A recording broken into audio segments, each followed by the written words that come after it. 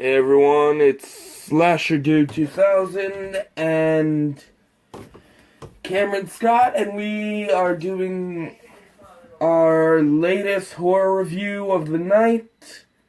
Sorry it's a bit late, but I stupidly fell asleep, and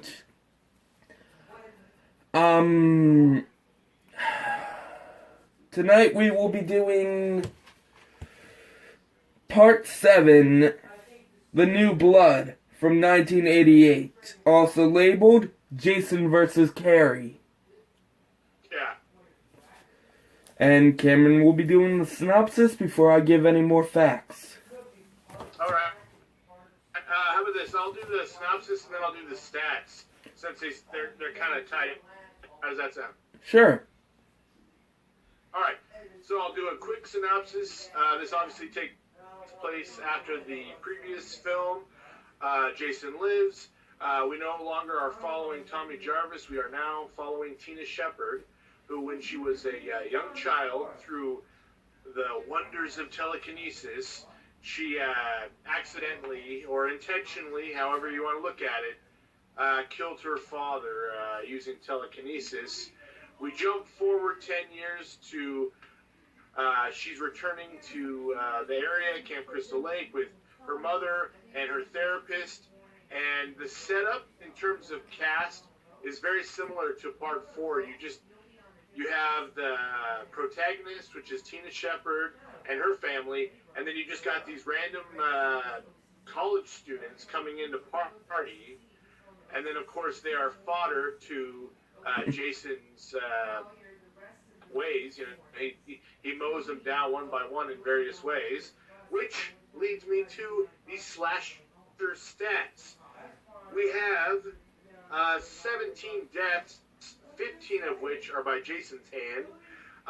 Okay, 3 slashes, 2 stabbings, 2 impalements, one punch through the body / neck snap, 1 sleeping bag tree slam, 1 death by drowning, 1 head crush, that's a favorite of Jason's, 1 person thrown out of a window, 2 axes to the head, 1 eye gouge, and then in terms of Jason, Tina Shepard tries electrocution, roof collapse, hanging, tag teams her dad to finally kill Jason. The last stats are there are 3 sex scenes, 2 naked females, 1 head on a potted plant thrown by telekinesis, and 1 resurrection by telekinesis. And thank you. And I will be getting into the facts now.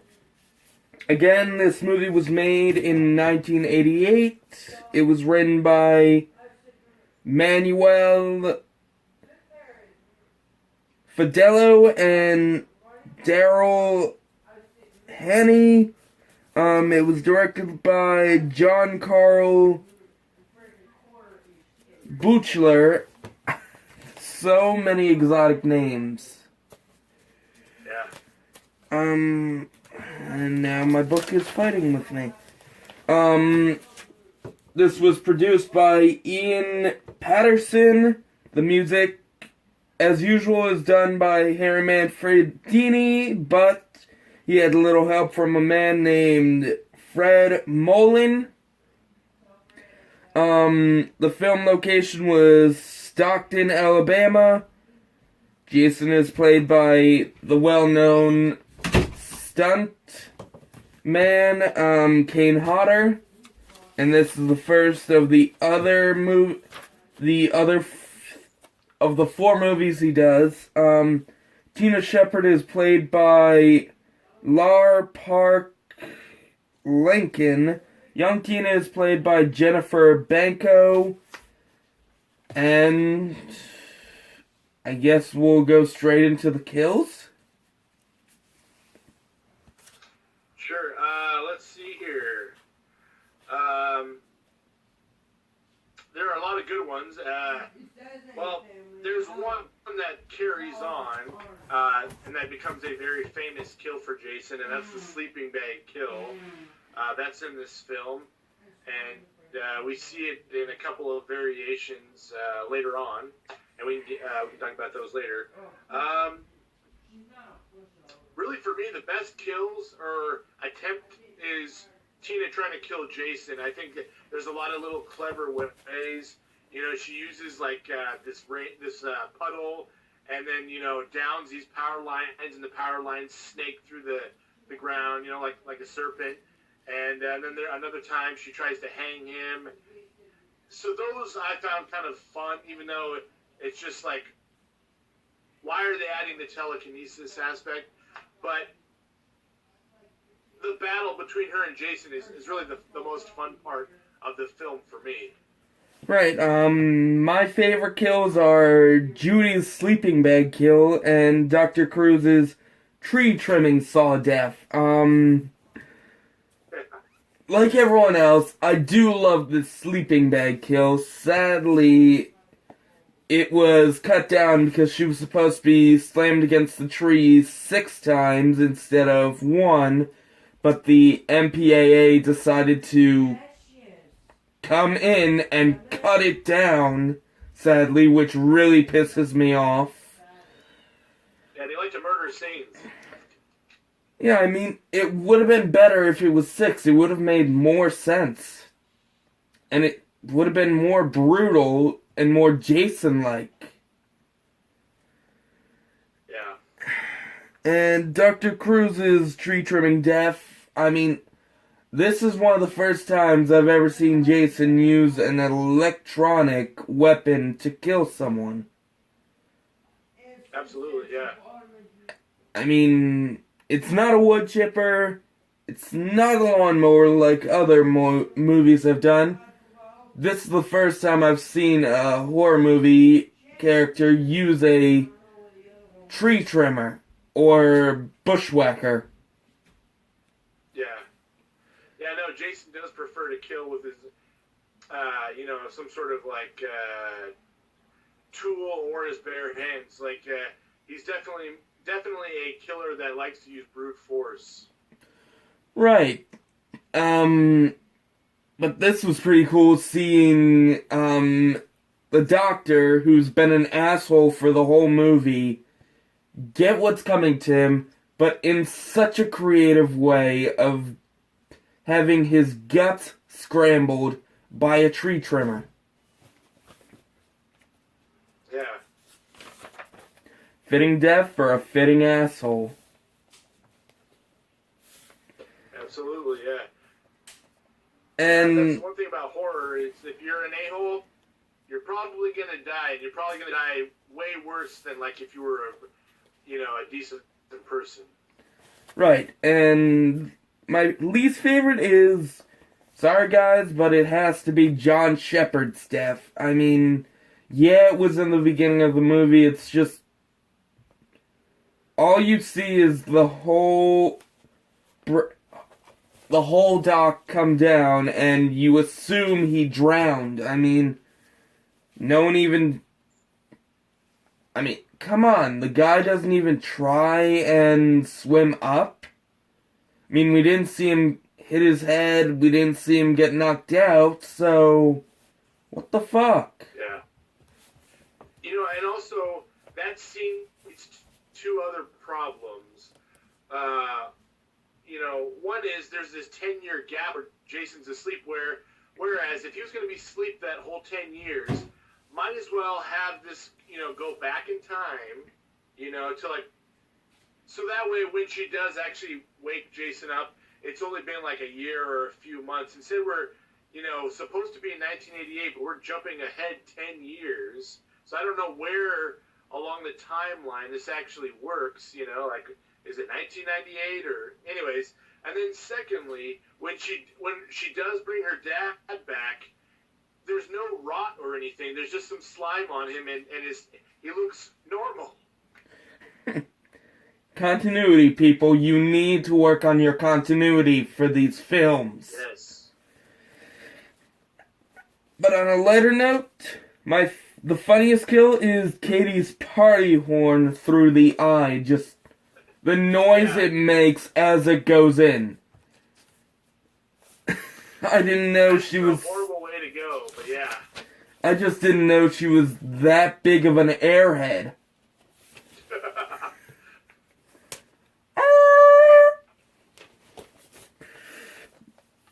But, I mean, it is better than her boyfriend's death. Honestly, I can't even remember that. It's not even that memorable to me. Yeah. But, let's get to the final facts. We finally get a supernatural fight. I mean, someone who is able to face off against Jason. I mean, albeit it was a little silly at first, but I mean, this is what we got before Freddy vs. Jason, the movie we originally wanted. I agree with you. It was great to see Jason going up against somebody that was formidable, but there are times where it almost feels like Home Alone Carrie edition, like her slamming the lamp into him and him falling through the stairs. It's so goofy, you know? Right, I mean, as you're saying, substitute the lamp for a bucket or a dumbbell, and you'd basically have Supernatural, Home Alone 2, or 1. Yeah, pretty much. We finally got a director's cut to Home Alone.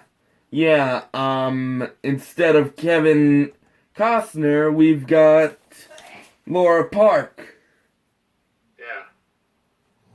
Wait, was it Costner? No, the character's name was Kevin, and it was Macaulay Culkin, the actor that. Right. Gamester. Wonder where I'm getting Kevin Costner from. Oh, it's just a mix-up on the names.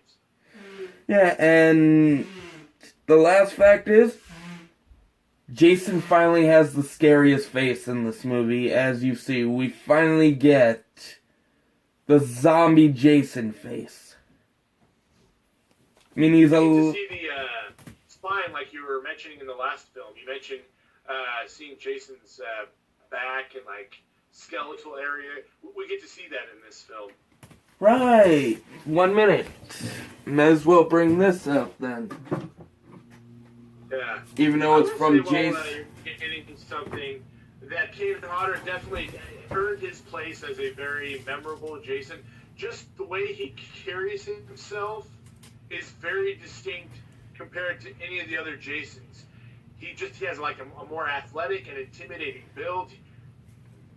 There's mannerisms that Kane Hodder brings to the film that other Jasons got close to, but just Kane Hodder perfected it. He really is one of the best Jasons. Yeah. You're kind of right, but again, all you hear during his running scenes and all his attacking is the grunts and growls that you've never heard from Jason before. That's why a lot of people also say he's not the best Jason, but he's one of the good ones. Yeah. And thanks Kane Hodder for trying, but a little less grunting next time. I mean, you're supposed to be... Next time, quote Macbeth. Oh. He doesn't... Jason doesn't speak, Cameron. No, I know.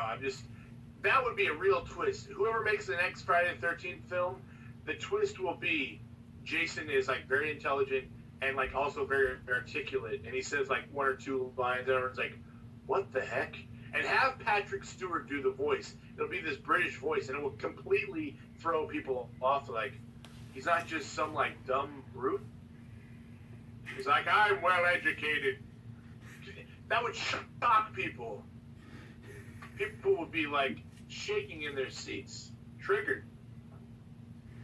Exactly, because that would make no sense. He never learned anything. He hasn't been taught since the accident.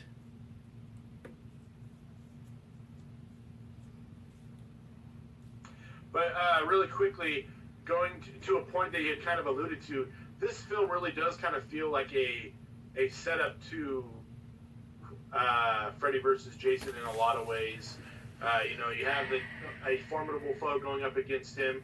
You have Jason's kind of in a sleep state before the film begins, which in Freddy versus Jason, he's in a sleep state. So in a lot of ways, this film is definitely preparing fans for a big showdown down the road. Well, if you think about it, this was what they were making before Freddy vs. Jason, because they didn't get the rights to Freddy yet from New Line Cinema, so they had to work with the cheapest thing they had until the 2000s, when we do get Freddy vs. Jason, because surprisingly it takes a long time just to get rights for a character. Yeah.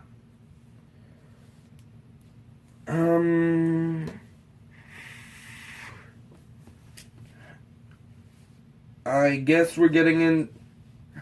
I think we already got into our overviews already. Yeah, where would you rate this? What would you rate this?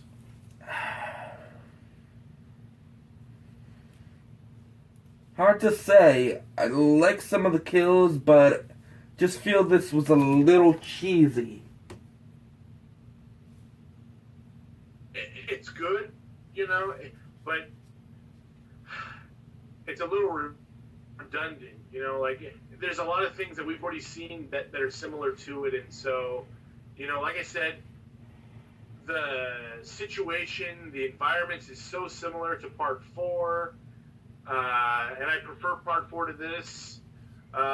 There's some great kills, but not necessarily, the best string of kills. So it's just, at the end of the day, it's just a meh kind of. It's a good entry. It's not the worst Friday the 13th film. It's just definitely far from being the best. For myself, I'd probably put it at maybe a 5 or a 6. Let's go with a 6. All right. Yeah. Yeah. And guys, we're sorry, but Cameron'd like to take a bit of a break from Friday the 13th before we get to the worst movie ever, the 9th movie. So next week, Cameron feels we should do You're Next. But if you have any other suggestions, we're ready to hear. We just don't want to do another franchise that has a sequel. Yeah. In the comments, your favorite standalone slasher, and anything goes. The next who knows what we're going to be reviewing. You guys can decide by putting it in the comments, and then if we don't hear from you all, we're going to default with something of our own choosing. So. Right, and guys, we are one subscriber away from our our goal of 100 subscribers. And who knows, maybe one of you or your friends will be the final subscriber before we reach our first goal, and then next week or this week's Star Wars video will be our 100th subscriber video. So check back on Thursday for our Star Wars video, my Star Wars video with Cyanide, and again, don't forget to comment your choices, like, subscribe, and just view this whole video for the comedy that me and Cameron put through these videos every time. And any final words, Cameron? No, just, keep your eye, away from kazoos. And psychopathic telekinesis girls. They're not good to date, people. Yeah. Okay, see you guys.